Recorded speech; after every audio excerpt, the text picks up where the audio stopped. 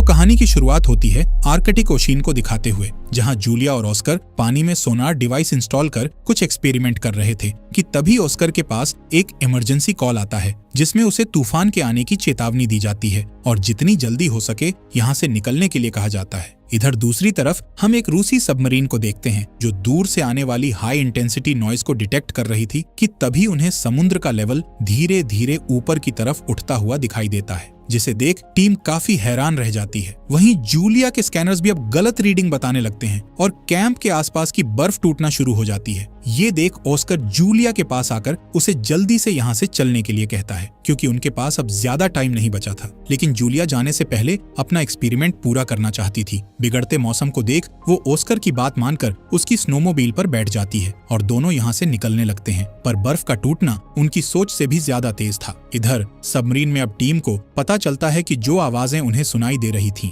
वो असल में समुद्र की लहरों की नहीं बल्कि किसी बायोलॉजिकल चीज की है, यानी समुद्र में कोई जिंदा जीव मौजूद है। इससे पहले कि टीम कुछ और समझ पाती, अचानक एक विशाल क्रीचर उनकी सबमरीन से टकरा जाता है और सारे इमरजेंसी अलार्म बजना शुरू हो जाते हैं। टीम को ऐसा महसूस होता है जैसे उनकी सबमरीन को क्रीचर ने पकड़ लिया है और वो उसे बेहद तेजी के साथ नीचे खींच रहा है। वहीं दूसरी तरफ हम जूलिया और ऑस्कर को देखते हैं जो किसी तरह अपनी जान बचाकर यहाँ से भागने की कोशिश कर रहे थे क्योंकि उनके पीछे की बर्फ लगातार टूटती जा रही थी कि तभी ऑस्कर की नजर सामने से उठ रहे बर्फ के तूफान पर पड़ती है जो बहुत ही भयानक था। ऑस्कर काफी घबरा जाता है और इसी घबराहट में बैलेंस बिगड़ने की वजह से उसकी स्नोमोबाइल बर्फ की चट्टान से टकराकर ब्लास्ट हो जाती है और उन दोनों को जब तक होश आता है तब तक उनका कैंप भी तूफान की चपेट में आकर तबाह हो चुका होता है। उधर पानी के नीचे लगातार सबमरीन पर हमले हो रहे थे और ये हमले करने वाला कोई और नहीं बल्कि वही विशाल क्रीचर था जिसे रोकने के लिए टीम अब उस पर फायरिंग करना शुरू कर देती है। तब रोशनी में उन्हें क्रीचर के कुछ विशालकाय टेंटिकल दिखाई देते हैं।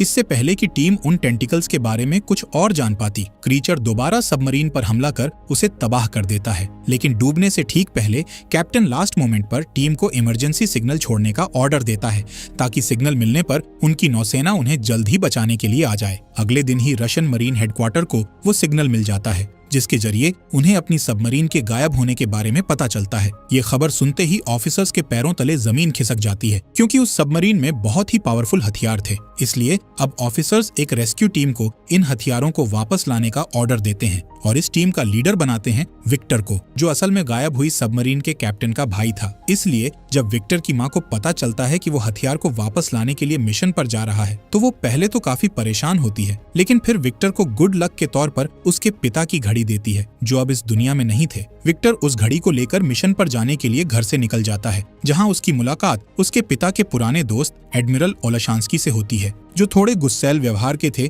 और उन्हें भी हेडक्वार्टर की तरफ से इस मिशन का हिस्सा बनाया गया था। अब विक्टर जैसे ही सबमरीन में एंटर करता है तो यहाँ क्रू के कई मेंबर्स उससे शिकायत करते हुए कहते हैं कि ऐसा भी क्या हो गया जिसके चलते उन्हें छुट्टियां खत्म होने से पहले ही बुला लिया गया। ये सुन विक्टर अभी उन्हें कुछ नहीं बताता। इसके बाद हम जूलिया और ऑस्कर को देखते हैं जो उस बर्फीले तूफान में इधर उधर भटक रहे थे और अब उनकी हिम्मत भी पूरी तरह से टूट चुकी थी क्योंकि इनके पास ना तो खाने के लिए कुछ सामान था और ना ही रहने के लिए कोई जगह थी। इसके अलावा सैटेलाइट फोन में भी सिग्नल नहीं आ रहे थे, पर जूलिया किसी भी हाल में बस यहाँ से निकलना चाहती थी। इसलिए वो सिग्नल ढूंढते ढूंढते एक गहरी खाई के पास पहुंच जाती है और उसमें बस गिरने ही वाली होती है कि तभी ऑस्कर यहाँ आकर उसे बचा लेता है और जूलिया जब फोन चेक करती है तो उसमें अब सिग्नल आ चुके होते हैं। ये देख जूलिया जल्दी से एक ऑयल रिग कंपनी से कांटेक्ट करती है, लेकिन तूफान का शोर इतना ज्यादा था कि कंपनी के मेंबर को जूलिया की एक भी बात समझ नहीं आती और कुछ ही सेकंड्स बाद सिग्नल गायब होने की वजह से कॉल कट हो जाता है। जूलिया और ऑस्कर की हिम्मत अब लगभग खत्म हो चुकी थी, पर फिर भी ऑस्कर बचने की एक आखिरी उम्मीद के साथ फ्लेयर गन चलाता है कि तभी जूलिया की नजर सामने बर्फ की सतह पर पड़ती है जहां एक लाल रंग की रोशनी चमक रही थी। लेकिन वो क्या है, ये जानने के लिए दोनों इस रोशनी की तरफ भागते हैं और जब पास जाकर देखते हैं तो पता चलता है कि ये वही इमरजेंसी सिग्नल है जिसे गायब हुई सबमरीन के कैप्टन ने रिलीज करवाया था और इन दोनों को ये बात अच्छी तरह पता थी कि इस सिग्नल को ढूंढते हुए रशियन सेना यहाँ जरूर आएगी। इसलिए जूलिया ऑस्कर से यहीं रुकने के लिए कहती है। इधर विक्टर की सबमरीन कई घंटों का सफर तय करने के बाद अब उस लोकेशन पर पहुंच जाती है जहां विक्टर के भाई की सबमरीन गायब हुई थी। इसके अलावा उन्हें इमरजेंसी सिग्नल की भी लोकेशन पता चल चुकी थी। इसलिए विक्टर अपनी टीम को इसी जगह पर चलने के लिए कहता है। लेकिन यहाँ पहुंचने के बाद विक्टर को कोई सबमरीन तो नहीं मिलती, पर दो थके हारे जियोलॉजिस्ट्स मिल जाते हैं जिनकी हालत बहुत ज्यादा खराब थी। इसलिए विक्टर इन्हें जल्दी से अपनी सबमरीन में ले जाता है। हालांकि ऐसा करने के पीछे उसका एक मकसद छुपा हुआ था। दरअसल वो जूलिया और ऑस्कर के जरिए ये जानना चाहता था कि आखिर उसके भाई की सबमरीन के साथ हुआ क्या था। और यही बात जब वो जूलिया से पूछता है तो उसके पास भी इस सवाल का कोई जवाब नहीं होता। वो विक्टर से कहती है कि मुझे शुरुआत में ऐसा लगा था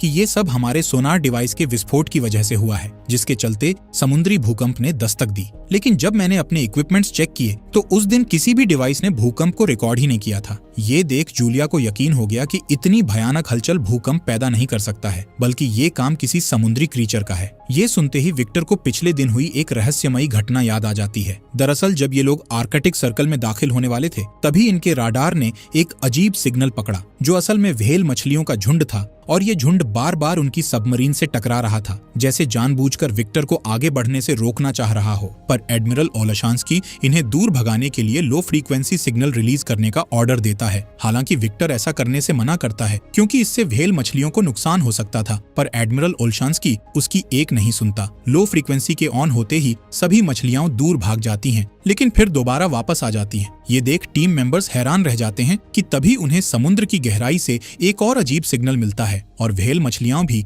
एक एक कर दूर होना शुरू हो जाती हैं। इधर टीम मेंबर जब इस सिग्नल को चेक करते हैं तो उन्हें एक विशाल क्रीचर नजर आता है, जो एक ही झटके में व्हेल मछली को अपना शिकार बना लेता है और फिर इनकी सबमरीन की तरफ बढ़ने लगता है। इसलिए एडमिरल ओलेशांस्की उस पर हमला करने का ऑर्डर देते हैं, लेकिन विक्टर उन्हें ये कहते हुए रोक देता है कि हम ऐसे किसी पर हमला नहीं कर सकते हैं। इसके बाद वो सबमरीन को पास की ही एक बर्फीली दरार में ले जाने को कहता है, क्योंकि उसे यकीन था कि इतना बड़ा क्रीचर इस तंग दरार में नहीं घुस पाएगा। और होता भी ऐसा ही है। विक्टर की टीम उसकी बात मानकर सबमरीन को समुद्र की गहराई में छुपा देती है, जिसे क्रीचर देख नहीं पाता और थक हार कर यहाँ से चला जाता है। इस तरह विक्टर के एक फैसले ने आज सबकी जान बचा ली थी। वहीं विक्टर ने जब जूलिया की कहानी सुनी तो वो समझ गया कि यही वो क्रीचर है जिसने बर्फ को तोड़कर उनकी पहली सबमरीन को तबाह किया था। अब जूलिया, जो कि एक स्वीडिश नागरिक है, वो बचपन से ही समुद्री राक्षसों पर विश्वास करती आई थी, इसलिए वो अब इस भयानक खेल में शामिल नहीं होना चाहती थी। वो विक्टर से गुजारिश करते हुए कहती है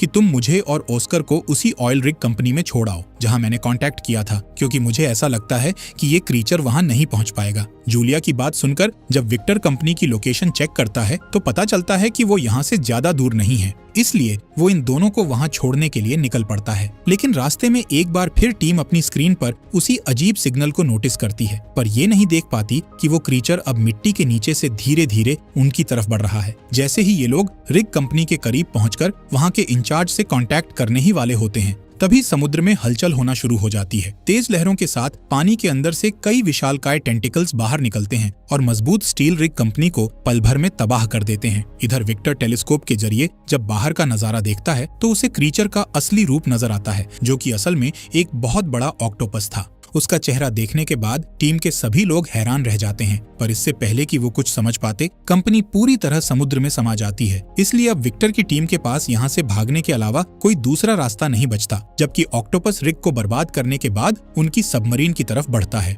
ये देख एडमिरल ओलेशांस्की गुस्से में कमान अपने हाथ में ले लेता है और टीम को 2 टॉर्पीडो फायर करने का ऑर्डर देता है, लेकिन कोई फायदा नहीं होता, क्योंकि ऑक्टोपस अभी भी जिंदा था, जो हमले की वजह से अब और भी ज्यादा गुस्से में आ गया था। वो तेजी से इनकी सबमरीन की ओर बढ़ने लगता है। ये देख एडमिरल ओलेशांस्की काफी डर जाते हैं और कमान दोबारा विक्टर को सौंप देते हैं। कमान हाथ में आते ही विक्टर फौरन सबमरीन को दूसरी दिशा में मोड़ने का आदेश देता है। इस तरह ये ऑक्टोपस के हमले से तो बच जाते हैं, लेकिन एक टेंटिकल इनकी सबमरीन से टकरा जाता है, जिस वजह से सबमरीन के पार्ट्स डैमेज हो जाते हैं और वो समुद्र में डूबने लगती है। इसके बाद हम देखते हैं कि ऑक्टोपस ने इन पर दोबारा हमला कर दिया है, जिसके चलते अब टॉर्पीडो रूम में भी आग लग गई है और फिर उसमें करीब 7 लोग फंस जाते हैं कि तभी ऑक्टोपस एक और हमला कर सबमरीन को नीचे डुबाने की कोशिश करने लगता है और इन्हें चारों तरफ से घेर लेता है। ये देख विक्टर सभी टीम मेंबर्स को साइलेंट मोड में रहने के लिए कहता है, क्योंकि समुद्री जीव अक्सर आवाज से अट्रैक्ट होते हैं। इसलिए विक्टर सभी को शांत रहने का ऑर्डर देता है और आग बुझाने के काम को भी रुकवा देता है, जिस वजह से टॉर्पीडो रूम में कार्बन मोनोऑक्साइड बढ़ने लगती है। लेकिन विक्टर का प्लान कामयाब हो जाता है। क्रैकन को जब कोई आवाज सुनाई नहीं देती तो वो वहां से चला जाता है और उसके जाते ही टॉर्पीडो रूम में से घायल लोगों को बाहर निकालकर उनका इलाज शुरू किया जाता है। जिसमें ऑस्कर और जूलिया भी विक्टर की हेल्प करते हैं और क्रू का भरोसा जीत लेते हैं। बाद में जूलिया विक्टर को क्रैकन के बारे में बताते हुए कहती है कि कहानियों के अनुसार क्रैकन सालों तक सोते हैं, पर जूलिया के धमाकों ने शायद उसे गहरी नींद से जगा दिया है, इसलिए वो अब इन लोगों से बदला लेना चाहता है। अगर हमें जिंदा रहना है तो सोनार को बंद करना होगा। इसके आगे वो ये भी बताती है कि ऑक्टोपस शिकार करने के बाद उसे गुफा में खींच कर ले जाते हैं, जिसका मतलब ये था कि विक्टर के भाई की सबमरीन भी जूलिया के पुराने कैंप के पास ही होनी चाहिए। अभी ये लोग बात कर ही रहे थे कि तभी एक ऑफिसर को साइलेंट मोड के दौरान की गई एक रिकॉर्डिंग से एक अजीब सिग्नल की आवाज आती है, जो जूलिया के कैंप की लोकेशन से ही आ रही थी। विक्टर अब अपने क्रू को समझाता है और अपने भाई और बाकी लोगों को बचाने के लिए उस खतरनाक जगह पर जाने का फैसला करता है, जबकि कुछ क्रू मेंबर्स उसकी बात से सहमत नहीं होते, क्योंकि उनका कहना था कि उनके हथियार उस भयानक ऑक्टोपस का सामना नहीं कर सकते हैं, इसलिए उन्हें जितना जल्दी हो सके यहाँ से चले जाना चाहिए। लेकिन विक्टर कैप्टन होने के नाते अपनी जिम्मेदारी निभाना चाहता था, इसलिए क्रू मेंबर्स के राजी ना होने के बाद भी वो सबमरीन को ढूंढने के लिए निकल जाता है, जिसके बाद क्रू मेंबर्स को भी ना चाहते हुए उसका साथ देना पड़ता है। अब ये लोग एक बेहद ही खतरनाक खाई के पास पहुंचते हैं, जिसके अंदर उतरने के लिए विक्टर एक मिनी सबमरीन का इस्तेमाल करता है और अपने साथ 2 ऑफिसर्स को भी ले जाता है, जहां नीचे खाई में उन्हें सैकड़ों डूबे हुए जहाज मिलते हैं। यानी जूलिया ने जो क्रैकन की कहानी सुनाई थी वो झूठ नहीं बल्कि सच थी। इसी दौरान इन लोगों को विक्टर के भाई की भी सबमरीन मिल जाती है, जिसका अगला हिस्सा थोड़ा सही सलामत था, इसलिए विक्टर इसी हिस्से से अपनी मिनी सबमरीन को जोड़ देता है और जब अंदर जाकर देखता है तो उसे अपना भाई अलेक्जेंडर और उसका क्रू नजर आता है, जो अब भी जिंदा थे। अपने भाई को जिंदा देख विक्टर को बहुत ज्यादा खुशी होती है और साथ ही हैरानी भी, क्योंकि इतने दिन क्रैकन से बचकर रहना कोई मामूली बात नहीं थी। यही सवाल जब वो अलेक्जेंडर से करता है, तब वो उसे बताता है कि क्रैकन से बचने के लिए उन्होंने साइलेंट मोड का इस्तेमाल किया था, तभी वो सब बच पाए। अब क्योंकि मिनी सबमरीन में जगह कम थी, इसलिए विक्टर 2 राउंड में क्रू मेंबर्स को यहाँ से निकालने का फैसला करता है और पहले राउंड में एक टीम को सबमरीन में बैठाकर रवाना कर देता है, जबकि वो खुद अपने भाई के साथ यहीं रुकता है। लेकिन जैसे ही ये टीम आधे रास्ते पर पहुंचती है तो हम देखते हैं कि क्रैकन फिर से जाग गया है। इधर विक्टर और अलेक्जेंडर उन खास मिसाइल्स को एक्टिवेट करने की कोशिश करते हैं और काफी मशक्कत के बाद जब कंप्यूटर ऑन होता है तब मिसाइल एक्टिवेट हो जाती है। उसी वक्त क्रैकन भी मेन सबमरीन पर हमला करने ही वाला होता है कि तभी मिनी सबमरीन से एक ट्रैकर गलती से स्टार्ट हो जाता है, जिसकी आवाज से अट्रैक्ट होकर क्रैकन उसकी तरफ चल देता है। इधर एडमिरल ओल्शांस्की मौके का फायदा उठाकर मेन सबमरीन को अब समुद्र के ऊपर ले जाने का ऑर्डर देता है, जबकि विक्टर और अलेक्जेंडर मिसाइल में कोड डालकर उन्हें ऑन कर देते हैं। लेकिन तब तक क्रैकन उनके करीब पहुंच चुका था। अब उसके टेंटिकल्स विक्टर की सबमरीन को जकड़ने लगते हैं। ये देख मरने से पहले दोनों भाई रेडियो के जरिए एक दूसरे से बात करते हैं और अपनी गलतियों के लिए माफी मांगते हैं, लेकिन ये अब भी हिम्मत नहीं हारते और क्रैकन के सबमरीन को तबाह करने से पहले ही एक साथ स्विच दबाकर एक जोरदार ब्लास्ट करते हैं, जिस वजह से क्रैकन आग में झुलसने लगता है और एक रोशनी की किरण आर्कटिक की बर्फ को चीरते हुए आसमान में जाती हुई दिखाई देती है। अब सबमरीन पूरी तरह से डूबने लगती है और उसमें पानी भरना शुरू हो जाता है। ये देख दोनों भाई मिनी सबमरीन की तरफ भागते हैं, लेकिन एक तेज लहर उन्हें अलग कर देती है। विक्टर अलेक्जेंडर का हाथ पकड़कर उसे बचाने की कोशिश करता है और जैसे तैसे उसे लेकर मिनी सबमरीन के अंदर आ जाता है। लेकिन दिक्कत ये थी कि अब मिनी सबमरीन डूब रही जहाज से अलग नहीं हो पा रही थी, जबकि मिसाइल कुछ ही सेकंड में ब्लास्ट होने वाली थी। इस मुश्किल सिचुएशन में अचानक विक्टर को इमरजेंसी लेवर याद आता है। वो पूरी ताकत लगाकर उसे खींचता है, जिसके बाद मिनी सबमरीन ठीक ब्लास्ट से पहले वहां से निकल जाती है। वहीं पानी के बाहर एडमिरल ओल्शांस्की के साथ साथ पूरा क्रू इन दोनों का इंतजार कर रहा था। लेकिन बहुत देर बीत जाने के बाद जब विक्टर और उसके भाई के आने की कोई उम्मीद नहीं दिखती है तो ये लोग मायूस होकर यहाँ से जाने लगते हैं। पर तभी पानी को चीरते हुए मिनी सबमरीन बाहर आती है, जिसमें विक्टर और अलेक्जेंडर मौजूद थे। इन दोनों को देखने के बाद पूरा क्रू खुशी से झूम उठता है और सभी राहत की सांस लेते हैं। जिसके बाद विक्टर अपने पिता की घड़ी अलेक्जेंडर को सौंपता है, लेकिन वो इसे लेने से मना कर देता है और विक्टर से कहता है कि तुम इस घड़ी के असली हकदार हो, इसलिए तुम ही इसे अपने पास रखो। कुछ वक्त बाद इनका पूरा क्रू रूस पहुंच जाता है और दोनों भाई अपने परिवार से मिलते हैं और इस तरह खतरनाक और नामुमकिन सा लगने वाला मिशन आखिरकार सक्सेसफुल हो जाता है और मूवी यहीं दी एंड हो जाती है।